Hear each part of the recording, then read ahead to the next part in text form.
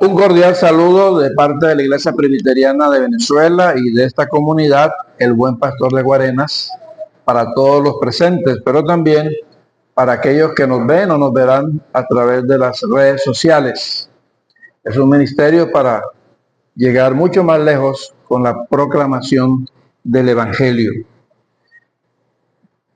Quiero hacer un previo informativo sobre este pasaje que a los estudiosos de las Escrituras nos llaman la atención.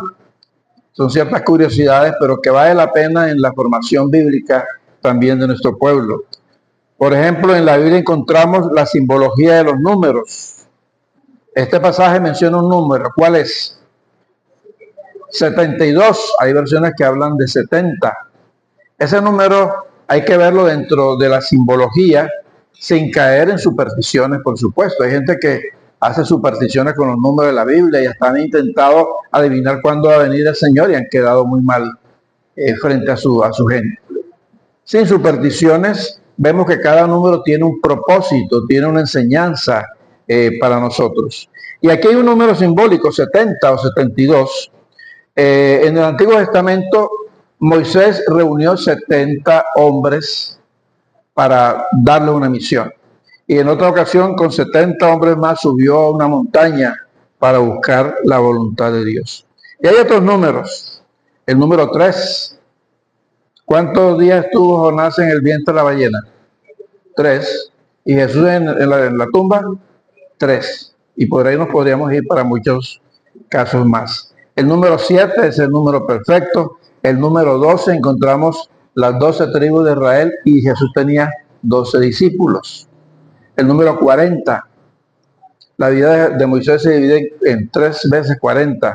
Cuando salió de Egipto, cuando estuvo en el desierto, cuando volvió con el pueblo del desierto, 40, 40, 40.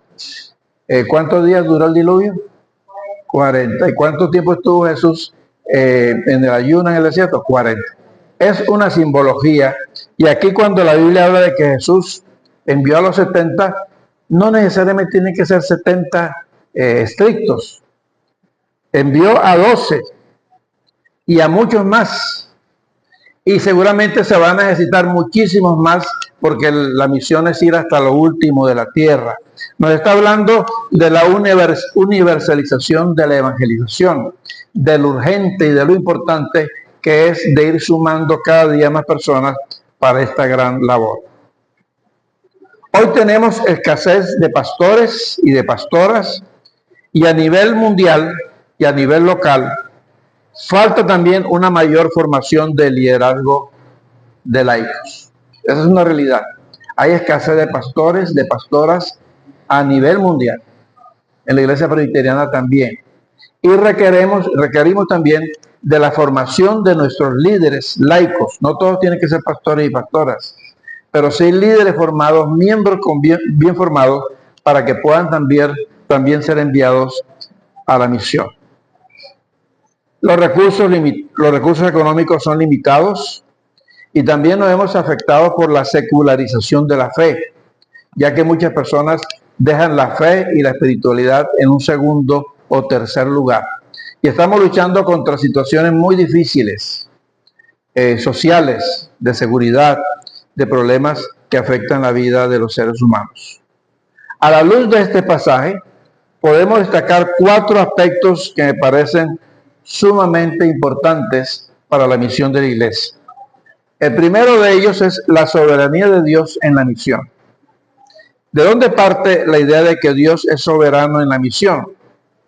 Porque Él escogió y Él envió a sus discípulos. Es Él el que escoge y es Él el que envía. Y nos pone aquí una ilustración o una parábola de una cosecha. Sí, está la cosecha de lo que se ha sembrado. Hay labradores y recolectores de la cosecha, pero hay un dueño de la cosecha. Dios es el dueño de la cosecha. La cosecha son las cantidades de personas que están listas para ser recogidas, para aceptar el Evangelio, y nosotros somos los labradores. En esa parábola o ilustración nos vemos reflejados todos nosotros. La cosecha no se puede recoger ni antes ni después. Tiene que ser en el momento oportuno o si no se pierde. Y lo que Jesús está diciendo allí es, este es el momento oportuno. Y los discípulos van anunciando el reino de Dios está cerca. Es decir, Jesús, como principal promotor del reino, estaba cerca, estaba entre ellos y estaba por iniciar una nueva etapa para toda la humanidad.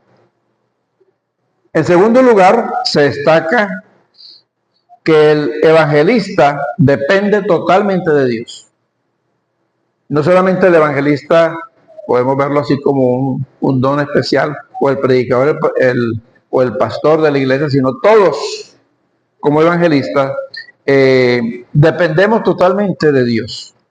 Jesús le dijo, los envío como corderos en medio de lobos, sin bolsa, sin calzado, con lo que tenían puesto.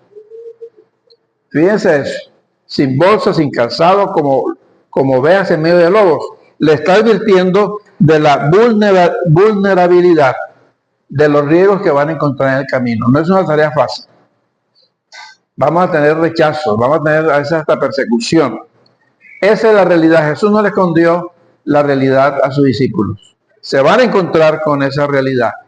Y ustedes también tienen que dar una muestra de humildad, de fe, de confianza y vivir con lo necesario. Y da una estrategia. Primero los selecciona, segundo los prepara, tercero los manda de dos en dos. Les dice, vayan a los pueblos, ¿qué es lo que van a decir? El reino de Dios se ha acercado. De ahí que ese es el centro de nuestra predicación, el reino de Dios. Les dice, no se distraigan en el camino, no anden de casa en casa chismorreando, no. Eso es serio.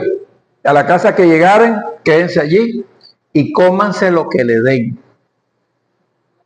Ustedes no andan buscando ni riqueza, ni grandeza, ni fama, no. Parte de la misión y del testimonio cristiano está en la humildad, en la sencillez y en el aprender a vivir con lo necesario.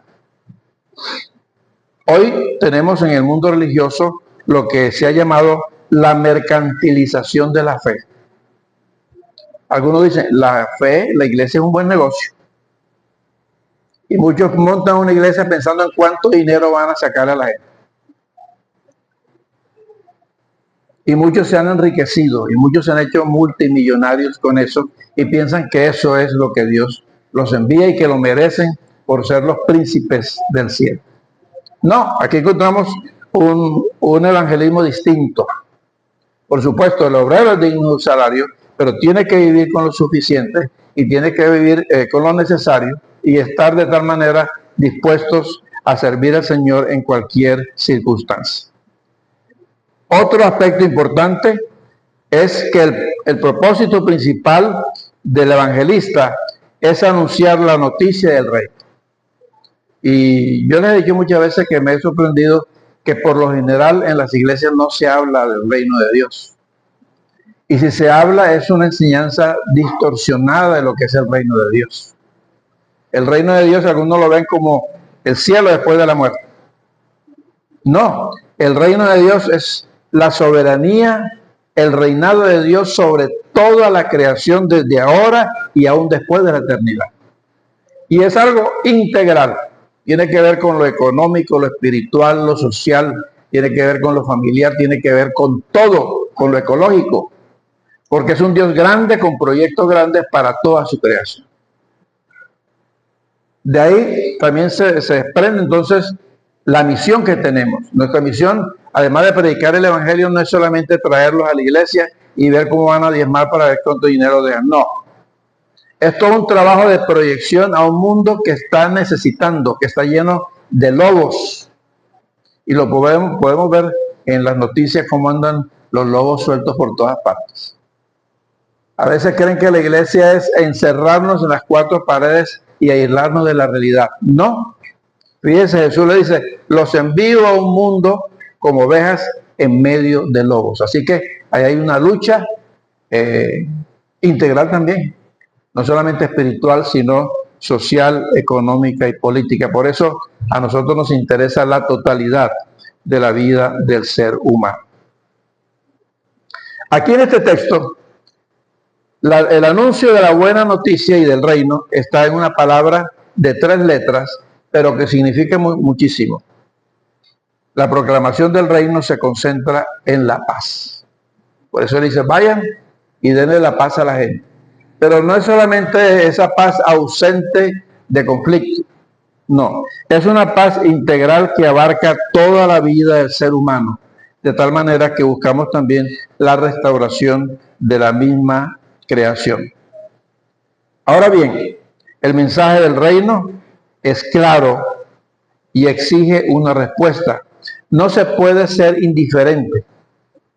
A Jesús o lo odiaban o lo amaban, o lo aceptaban o lo rechazaban. Hoy pasa lo mismo. Anunciamos el evangelio del reino de Dios y eso exige una respuesta. Una respuesta tuya aquí también hoy, o de los que nos puedan escuchar por las redes sociales. Una respuesta, pero no se puede ser indiferente. O lo rechazas o lo aceptas. O lo sigues o lo abandonas. De esa manera encontramos que los discípulos también son advertidos de lo que van a encontrar. Si lo aceptas y recibes, tendrás la bendición, la comunión con Dios y la vida eterna. Una bendición desde ahora, no solamente después de muerto. Si lo recibes, encontrarás la bendición, la comunión con Dios y la vida eterna. O si lo rechazas, ¿qué dice el texto que leímos? Juicio. Y será peor que lo que le sucedió a Sodoma y a Gomorra. Hoy el mundo, aunque en su mayoría dice ser cristiano, rechaza el mensaje de Jesús.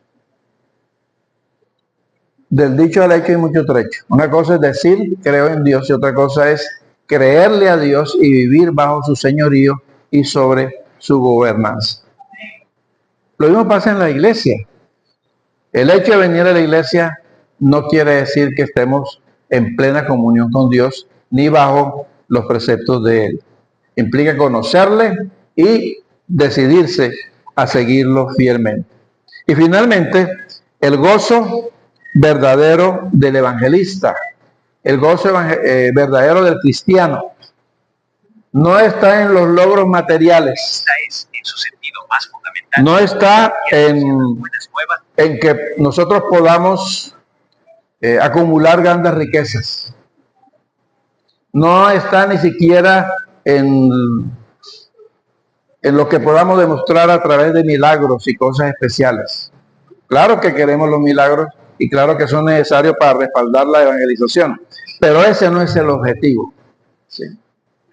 El objetivo es que nosotros y toda persona que escuche el evangelio pueda inscribir o ser inscrito su nombre en el libro de la vida, en el cielo, en la vida eterna. Ese es nuestro mayor gozo.